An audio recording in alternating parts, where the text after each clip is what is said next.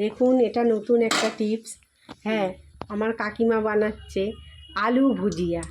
হ্যাঁ, ওই যে ডিম আগে ভেজে রেখেছে, পেঁয়াজ ডিম, আলুটা ঝিরিঝিরি করে কেটেছে। দেখুন রসুন দিয়েছে, এর মধ্যে পেঁয়াজ দিয়েছে। হ্যাঁ, ডিমটা আগে ভেজে তুলে রেখেছে, তারপর রসুন পেঁয়াজ সব দিয়ে ভেজেছে, তারপর আলুটা তুলে এই দেখুন কড়াতে তেলের মধ্যে দিয়ে ঝিরিঝিরি করে আলুটা কেটে কড়ার মধ্যে এবার ভাজবে। তারপর নুন দিয়ে একটু নাড়াচাড়া করবে।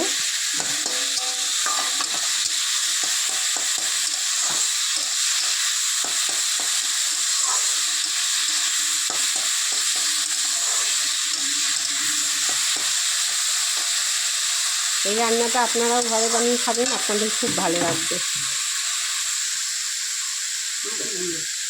রুটি দিয়ে খাবেন, রুটি দিয়ে বেশি ভালো লাগবে, ভাত দিয়ে অত ভালো লাগবে না।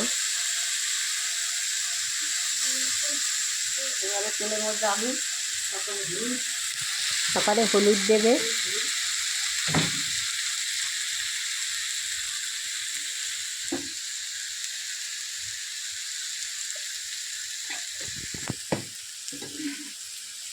তারপরে নাড়াচাড়া করবেন।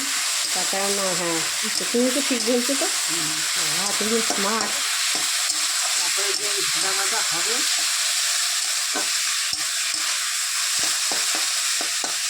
তেলটা কম হয়ে গেল, একটু তেল দিতে হবে। তেলটা কম হলে একটু তেল দিয়ে নাড়াচাড়া করবেন। হ্যাঁ,